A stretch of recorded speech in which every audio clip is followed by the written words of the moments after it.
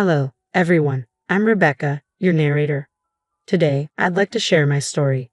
Like many of you, I've faced my fair share of challenges, particularly with my mother-in-law, Emma.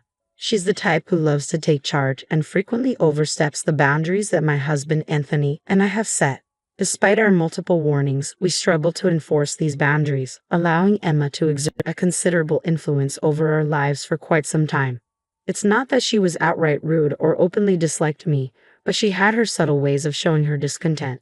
She didn't hesitate to critique my personal style, and strangely enough, she didn't hold back on her comments about her own son either. The list of things she's done without our approval is extensive, but one particularly striking instance was our wedding. Emma took it upon herself to change everything, from the decorations and flowers to the cake. We managed to stop her from altering the venue, but for everything else, we had to either go along with her choices or incur financial losses. When confronted, her response was always that she believed she knew best and had superior taste. Her expensive preferences did little to mask her lack of respect for our choices, which was both insulting and frustrating. As for Anthony, he found it challenging to stand up to his mother. Cutting off contact was never on his radar. I tried my best to overlook her intrusions, and for a while, things remained stable. That was until Emma found a new way to assert her opinions. After years of saving, Anthony and I finally bought our dream home. It was perfect for us, and I took great care to decorate it in a way that reflected our personalities. However, Emma's reaction was far from pleasant. She criticized our choices and the way we'd styled the place, claiming it looked cheap and tasteless. She insisted we should have consulted her, but we made it clear that our decisions were final, and we loved our home just as it was. Despite her protests and offers to improve our space to her liking, we stood firm. Our home was a reflection of us, not her, and we intended to keep it that way. In sharing this, I hope not only to vent but to connect with others facing similar challenges. It's a reminder that while we can't control how others behave, we can choose how we respond and what we hold dear. I've never appreciated how forcefully Emma insisted we make changes based on her suggestions, but this time, Anthony and I were resolute in keeping her out of our decisions. Despite her relentless texts, calls, and unexpected visits, we held our ground. But Emma wasn't one to back down easily. She devised a more cunning approach to disrupt our peace. To celebrate finally purchasing our home after years of saving, Anthony and I decided to treat ourselves to a short vacation out of state. It had been ages since we'd been able to get away, and with a bit of extra money, it felt like the perfect opportunity. Our home was supposed to be empty during our trip, but a kind gentleman from our neighborhood in his 70s offered to keep an eye on it. He promised to notify us if anything seemed out of the ordinary, though we weren't expecting any trouble. Imagine our surprise when he called to inform us that he saw 4 women entering our house. Alarmed, we pressed for details, and one woman's description unmistakably matched Emma's. Confused and irritated, Anthony and I needed to understand what was happening. I called Emma directly to confront her. "Emma, what are you doing at our house? Our neighbor saw you and some people entering." She replied nonchalantly, "Oh, I'll be staying here for 2 weeks with my friends, just 4 of them. But don't worry, no wild parties or anything. We thought it would be nice to spend some quality time together. Plus, your house could use some looking after. Think of it as us house sitting for you." "But we're not even home. Why would you bring your friends over without us there?" I asked, bewildered. "Don't fret, I'll entertain them. And with the recent break-ins around your neighborhood, consider this us keeping your place secure. It's better this way, especially with all the valuables you and Anthony have. We wouldn't want anything to go missing now, would we?" Emma reasoned.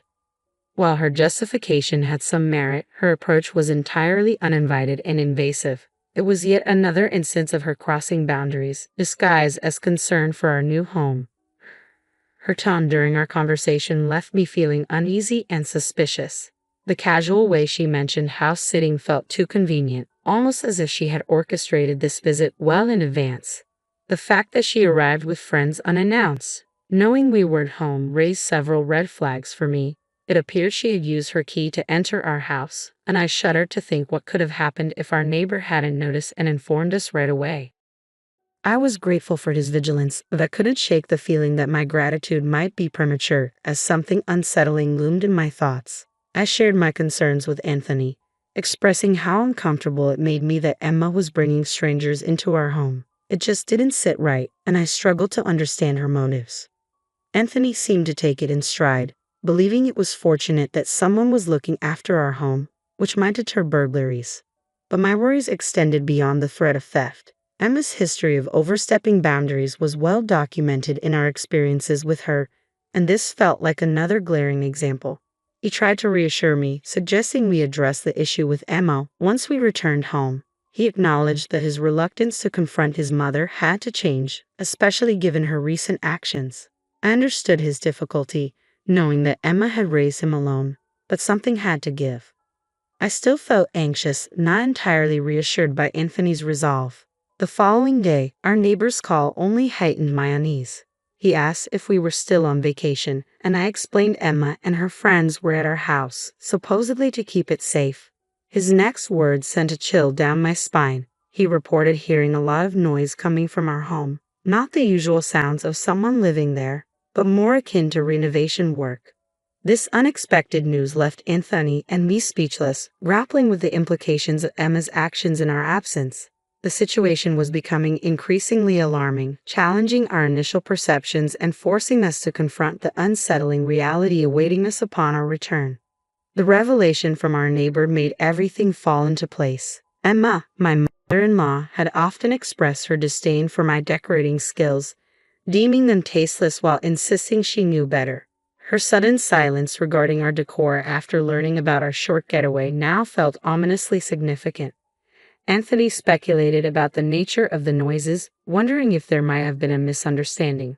However, the neighbor's observations of delivery trucks bringing in interior decoration items and the sight of Emma and her friends actively participating in the changes left no room for doubt. It turned out that one of her companions was a known interior decorator, a detail that only deepened our suspicions. The thought of Emma taking it upon herself to overhaul our home's interior without our consent was heart-wrenching. Both Anthony and I were in a state of disbelief and panic, grappling with the reality of her unwelcome intrusions. We expressed our gratitude to the neighbor for his vigilance and clarified that Emma's actions were unauthorized, underscoring the gravity of the situation. Overwhelmed by frustration and the urgent need to intervene, we knew we had to take action. I declared our vacation officially over. I couldn't enjoy another moment under the weight of this betrayal. Anthony shared my distress, apologizing for his mother's unrestrained actions and baffled by her choice to involve friends in this unwarranted project. Faced with no other option to halt Emma's endeavors before more damage was done, I contemplated involving the authorities. However, the thought of calling the police on Emma felt distressing for Anthony. Ultimately, the urgency of the situation outweighed our reservations.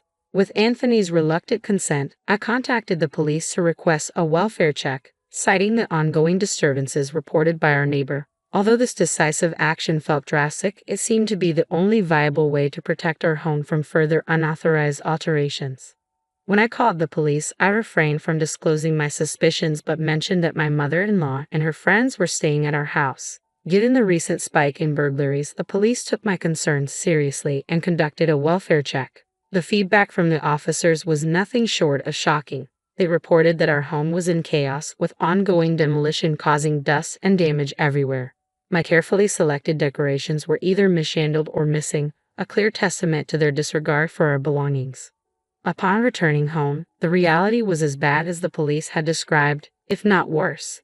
The images they shared revealed the extent of the havoc wreaked during our absence. Overwhelmed by the scene, I experienced an intense emotional breakdown, feeling inconsolable. Anthony, though deeply injured, managed to maintain his composure enough to engage directly with the police. He made it clear that his mother had massively overstepped by undertaking renovations without our permission, resulting in significant damage. The officers on site sympathized with our plight, acknowledging the financial and emotional toll of her unauthorized alterations. Faced with the choice of pressing charges for property destruction, Anthony and I agreed we wanted to hold Emma accountable for her actions. The police were supportive, offering to initiate the legal process on our behalf and promising to provide further documentation of the damage. In the meantime, we arranged for my sister to watch over the house until we could return. Anthony took charge, determined to ensure his mother faced consequences for her recklessness while I unleashed every curse I could muster in my state of distress. I struggled to find the right words to express my feelings about Emma, But Anthony handled the situation with a level of calm and decisiveness that felt nothing short of heroic. He promptly arranged our return flights, determined to tackle the aftermath of Emma's intrusion as quickly as possible. Our immediate focus shifted to rectifying the chaos she had caused and beginning the arduous process of rebuilding what had been carelessly destroyed. Upon our arrival back in our hometown, we wasted no time and headed straight to the police station to take formal action against Emma's unauthorized renovations. We presented the officers with photographs showcasing our home's original state alongside the devastation she had inflicted. The officers were visibly appalled by the extent of the damage and suggested we pursue legal action for the havoc she had wreaked. My frustration and anger reached a boiling point as I became resolute in ensuring Emma learned a harsh lesson for her actions. Our decision to confront her at the police station where she was being held stemmed from a desire to face her directly and make her understand the gravity of her behavior. When we finally saw Emma, she responded with a feigned innocence and confusion, questioning why she had been incarcerated as if she were unaware of the chaos she had caused. Her lack of remorse, coupled with her insistence that she was merely helping us by imposing her tastes on our home, was infuriating.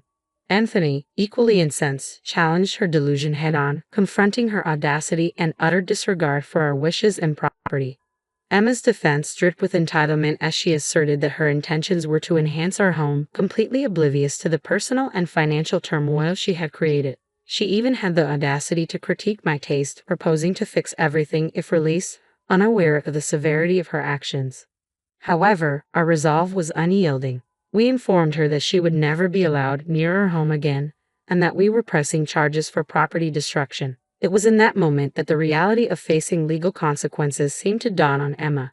Panic set in as she turned to Anthony, carefully trying to portray me as the villain for insisting on accountability and pleading for his intervention. Her desperate plea, however, fell on deaf ears. United in our decision, we were determined to see the legal process through, ensuring that Emma faced the repercussions for her unwarranted intrusion and alterations to our home. Watching her grasp the reality of her situation marked a pivotal moment in our stand against her overbearing and invasive behavior. Anthony unequivocally supported my stance, and as he spoke, I could see Emma's astonishment. "Mom, Rebecca's right," he asserted. "By transforming our home according to your preferences, you've disregarded our boundaries. It's time to face the consequences." After everything that had transpired, this was the final straw. Anthony firmly stated the breach of trust and respect that had occurred. Despite Emma's protests and her attempts to sway him with emotional appeals, he remained resolute. He emphasized the necessity of compensation for the extensive damage she had caused, highlighting the serious financial implications she now faced. When confronted with the reality of her actions and their consequences, Emma broke down. She hadn't anticipated the lawsuit or the significant dent it would make in her savings. Her tears and pleas for mercy were a stark contrast to her previous sense of entitlement. However, her claims of financial hardship did little to sway her decision. "You should have considered the consequences before taking such drastic actions," we countered. Her appeals for leniency, cloaked in claims of good intentions, were dismissed. Anthony and I recognized them for what they were: manipulation tactics. Our resolve remained firm, and despite Emma's tearful apologies and last-minute remorse, the damage to our home and our trust was irreparable. Leaving her at the police station, we returned home, ready to rebuild from the turmoil she had caused. Emma's release on bail and her subsequent uninvited appearance at our home only reinforced our decision. Once again, Anthony firmly delineated our boundaries, insisting on no further contact. Emma's desperate attempts to regain favor only confirmed the necessity of our actions in setting these boundaries and holding her accountable. Determined to protect our home, our peace, and our future from further disruption, we chose to remain in our damaged yet still habitable house. We awaited restitution through legal proceedings, and ultimately, the court ruled in our favor, mandating Emma to compensate us significantly. She narrowly escaped incarceration but was also ordered to cover our legal expenses. The judge expressed his disdain for her actions, reducing Emma to tears once more. However, any sympathy we had felt for her had long since evaporated. She was merely facing the consequences of her choices. Emma's social circle, including the friends she had involved in her scheme, quickly distanced themselves from her, unwilling to be associated with her follies. Following the court's decision, Emma approached us tearfully, appealing for forgiveness and lamenting her financial hardships, which had worsened due to the cessation of the financial support Anthony had provided. For years he had generously given her an allowance, but he decided to halt it in light of her destructive behavior and the legal troubles that followed. Despite her desperate pleas highlighting her dire financial situation, we remained unmoved. Anthony stood firm in his resolve, stressing the importance of facing the repercussions of one's actions. Emma suggested moving into our guest room as a means to reconcile and perhaps regain financial stability, but we unequivocally refused. Anthony made it clear that she was no longer welcome in our home or our lives, signaling a period of no contact to allow us to heal and reassess her place in our lives, if there was any place left for her. Emma's reaction to Anthony's stance was one of disbelief and desperation, culminating in an emotional scene on our doorstep. However, having witnessed her manipulative tactics firsthand, we were resolute in our decision to sever ties. In the months that followed, we experienced newfound peace. The absence of Emma's judgmental presence allowed both Anthony and me to embrace a more carefree and positive outlook on life. This ordeal prompted us to consider maintaining this distance permanently, hopeful for a future free of turmoil and interference. As we navigate this journey, we seek support and understanding, believing that this decision will lead us toward the fulfilling life we've always envisioned.